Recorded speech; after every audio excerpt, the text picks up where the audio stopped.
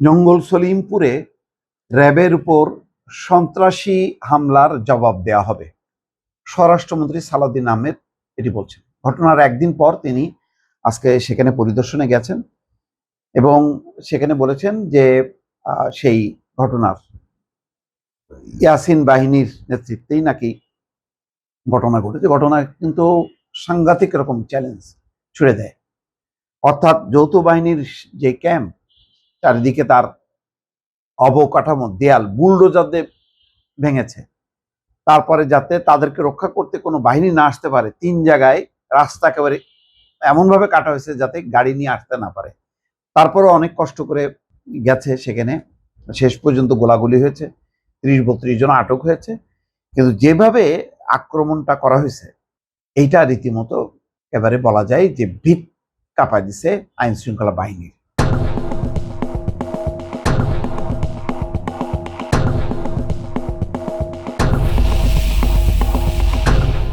স্বরাষ্ট্রমন্ত্রী বলা যায় সরকারের একেবারে শীর্ষ পর্যায়কে পর্যন্ত এই ঘটনাটা উদ্বিগ্ন করে তুলেছে, যার জন্য আজকে ছুটে গেছেন স্বরাষ্ট্রমন্ত্রী এবং সেখানে তারা বক্তব্য রেখেছেন। এখন আমি বেশ কিছুদিন থেকে বলছিলাম যে ঢিলাঢালাভাবে যদি আইন শৃঙ্খলার বিষয়টা পরিচালিত হয় সর্বনাশ হয়ে যাবে। কারণ 15 বছর 17 বছর, তারপরে আর এই 18 মাসে যেভাবে গর্তে নিয়ে গেছে দুই সরকার, অন্তর্বর্তী সরকার এবং হাসিনা সরকার, এই গর্ত থেকে টেনে তুলতে গেলে খুব শক্ত হাতে এটার মোকাবেলা করতে হবে।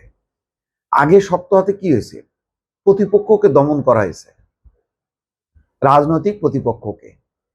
কিন্তু এখন প্রতিপক্ষ কে? এখন প্রতিপক্ষ কিন্তু বিরোধী দল না, কোনো রাজনৈতিক প্রতিপক্ষ নেই। মূল যে রাজনৈতিক প্রতিপক্ষ সে দেশ ছাড়া। তাহলে দেশের ভেতরে প্রতিপক্ষ হচ্ছে এই সন্ত্রাসী বাহিনী, অপরাধী চক্রগুলো।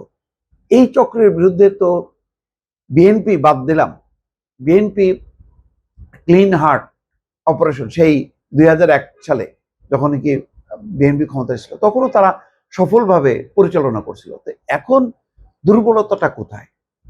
কেন চিরুনি অভিযান চালানো হচ্ছে না? এটা আমার কাছে বারবার খসখস করতেছে। সরকারকে কিন্তু এই আইন শৃঙ্খলা কিন্তু একেবারে শেষ করে দেবে। কোনো মানে আওয়ামী লীগও লাগবে না, পলাতক আওয়ামী লীগ লাগবে না, আর এই এখনকার এই জামাত ইসলাম লাগবে না। জামাত ইসলাম এনসিপি সেই ক্ষমতাই নেই।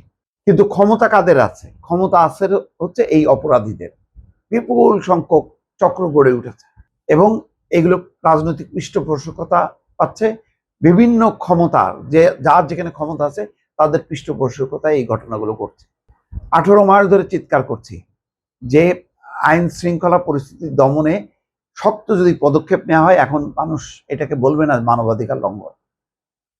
যুক্তরাষ্ট্রে হচ্ছে না, মসজিদে গুলি করতেছে, পাল্টা গুলি দিয়ে অপরাধীদেরকে দমন করা হচ্ছে। স্কুলে হচ্ছে পাল্টা যুদ্ধ চালানো হচ্ছে। এখন এই যুদ্ধটা দরকার।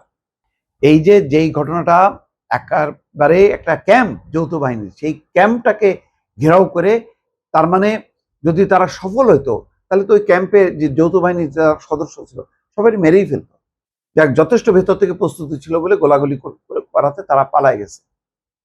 এইটা মানে একটা দৃষ্টান্ত স্থাপন করতে হবে যে জঙ্গল সলিমপুরে পুরো অপরাধীদেরকে ধ্বংস করে দিয়ে সরকার একটা দৃষ্টান্ত স্থাপন করবে যে আমরা সব জায়গায় এটা সফল হব। নতুবা বারবার সেনাবাহিনীকে ডেকে আনা যাবে না, পুলিশ দিয়ে, বিজিবি, র্যাব দিয়ে এই অপরাধীদেরকে দমন করতে হবে এবং এটা অনতিবিলম্বে, দেরি করা যাবে না।